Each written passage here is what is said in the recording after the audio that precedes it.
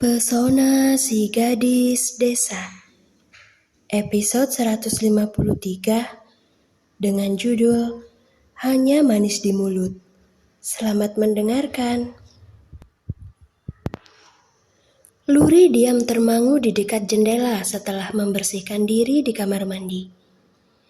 Dia terpikir akan perkataan Vedo yang menyebutkan kalau lusa pria itu beserta keluarga besarnya akan bertandang ke Shanghai. Sebenarnya tidak ada yang salah dengan kedatangan mereka ke negara ini. Akan tetapi Luri sedikit merasa khawatir kalau ada seseorang yang memberitahu Vedo tentang keberangkatannya ke luar negeri. Karena kebetulan dia dan Galang akan berangkat 3 hari setelahnya. Apa besok sekalian saja ya aku beritahu Kak Vedo tentang semua ini? Tapi kalau Kak Vedo marah lalu memaksaku untuk jangan pergi bagaimana? Dia kan orangnya nekat. Aku khawatir dia malah akan meminta keluarganya untuk melamarku. Lalu langkah apa yang harus aku ambil agar semuanya tidak keluar jalur? Ujar Luri meragu. Saat Luri tengah sibuk menimang keputusan, tiba-tiba saja bayangan mimpi buruk itu kembali singgah di pikirannya. Luri tersentak. Dia kembali dibuat tidak tenang karenanya. Ya Tuhan, jika mimpi itu adalah pertanda buruk untuk keluargaku, tolong jauhkanlah. Lindungi kami semua dari segala musibah apapun itu. Dan jika mimpi itu adalah pertanda kalau aku akan mengalami kendala dalam mengejar tujuanku, tolong kuatkan dan beri aku kesabaran yang sangat banyak. Aku berserah padamu Tuhan, doa Luri dalam hati. Kegelisahan Luri lenyap seketika saat ada seseorang membuka pintu kamarnya. Dia kemudian menoleh, tersenyum ke arah orang yang kini sedang berjalan ke arahnya. Kenapa kau lama sekali sayang? Apa yang sedang kau lakukan? Tanya Nita seraya menatap deretan koper yang tersusun rapi di lantai. Dia menarik nafas dalam. Maaf membuat ibu dan yang lainnya menunggu. Aku tidak sedang melakukan apa-apa, Bu. Hanya tengah berpikir kira-kira barang apa yang belum aku persiapkan. Jawab Luri beralasan. Paham kalau perhatian sang ibu tersita oleh koper-koper miliknya, Luri pun berinisiatif untuk memeluknya. Dia tersenyum kecil ketika sang ibu membalas pelukannya dengan sangat erat. Tidak apa-apa, Bu. Semuanya pasti akan berjalan seperti yang kita harapkan. Aku hanya pergi sebentar, dan aku janji akan segera pulang dengan membawa kabar yang menggembirakan untuk kalian semua di sini. Jangan sedih ya, hibur Luri dengan suara yang begitu lembut. Bagaimana mungkin seorang ibu yang akan segera berpisah dengan anaknya tidak akan merasa sedih, Luri? Kau putri kesayangan ibu.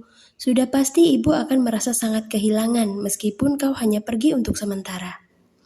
Selama ini kan kita selalu bersama-sama, jadi rasanya sangat aneh ketika ibu melihat kau menyusun pakaianmu di koper-koper itu, sahut Nita lirih. Apa ibu mau ikut pergi bersamaku saja? Aku tidak keberatan merawat ibu sambil belajar di sana. Canda Luri sembari mengendurkan pelukan. Nita menghembuskan nafas berat kemudian menggelengkan kepala. Sebenarnya Nita mau-mau saja ikut pergi bersama Luri ke luar negeri. Akan tetapi Nita tidak mungkin melakukannya karena dia sadar kalau di sana nanti dia hanya akan menambah beban putrinya yang sedang fokus mengejar cita-cita sebagai seorang dokter. Lagi pula Nita juga tidak mungkin meninggalkan suami dan juga putri bungsunya sendirian di negara ini. Dia cukup tahu diri dengan tidak melupakan kewajibannya sebagai seorang istri dan juga seorang ibu bagi Nania. Jadi biarlah, mau tidak mau dia harus mau untuk berpisah sementara waktu dengan putri kebanggaannya ini. Bu, Lusa Kak Vedo dan keluarganya akan datang menghadiri pernikahannya Dr. Renhard dan Nona Levita. Menurut pendapat ibu, haruskah aku memberitahukan hal ini padanya besok? Tanya Luri meminta pendapat dari sang ibu. Bagaimana ya? Sebenarnya tidak boleh kalau kita menunda ataupun menutupi sesuatu dengan tujuan yang baik. Akan tetapi jika hal itu perlu untuk dilakukan, ibu rasa tidak salah kalau kau tidak memberitahu Vedo dulu. Dia orang kaya, Luri. Bukan hal yang sulit untuknya membuatmu gagal berangkat ke luar negeri. Jawab Nita penuh pertimbangan. Bukannya ibu sedang berpikiran buruk tentang Vedo, tapi melihat dari kenekatan dan juga kekuasaan keluarganya, ibu yakin kalau Vedo pasti tidak akan membiarkanmu pergi jauh. 100% ibu berani menjamin kalau Vedo akan menghalalkan segala cara untuk menghambat kepergianmu ke sana. Suasana kamar terasa begitu hening setelah Nita menyatakan pendapatnya. Luri yang mendengar hal itu pun sama sekali tak ada niatan untuk membantah. Toh yang dikatakan oleh ibunya memang benar. Vedo nekat, juga gila dalam mengutamakan perasaannya. Luri, ibu tidak ada niat untuk mematahkan perasaanmu. Kakakmu bilang ini adalah yang terbaik. Karena jika memang Vedo benar-benar mencintaimu, dia pasti akan tetap mendukungmu meski kau baru memberitahunya sehari sebelum berangkat ke luar negeri. Seperti yang selalu ayahmu katakan, kalau pria yang baik, dia adalah pria yang akan menjadi pendukung utama dalam meraih kesuksesan pasangannya. Lanjut Nita seraya membelai pipi putrinya yang sedang termenung diam.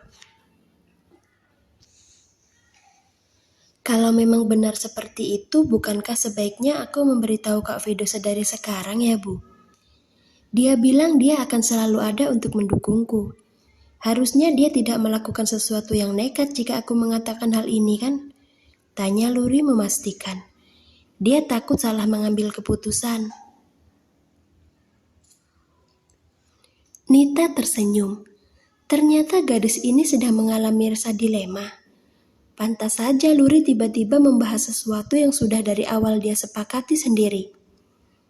Tak mau putrinya merasa gundah, Nita dengan sabar kembali memberi pengertian. Sayang, terkadang ucapan seorang pria itu hanya manis di mulut saja. Sekarang begini, saat Vedo mendengar kalau kau akan berangkat bersama Galang, kira-kira dia akan tetap menerima tidak? Kau sendiri kan yang bilang kalau anak itu sangat membenci kedekatanmu dengan Galang. Dari sini saja kita sudah bisa membayangkan akan seperti apa reaksinya nanti saat tahu kalau kalian akan menempuh pendidikan di universitas dan juga negara yang sama. Ibu yakin Vedo pasti akan langsung kebakaran jenggot karena cemburu. Benar tidak? Kali ini Luri tak bisa mengelak lagi. Dia sedikit lupa kalau Galang adalah orang pertama yang paling dimusuhi oleh Vedo. Ya sudah, kalau begitu nanti saja aku memberitahu Kak Vedo. Bisa gawat nanti kalau dia tahu aku akan pergi bersama Galang.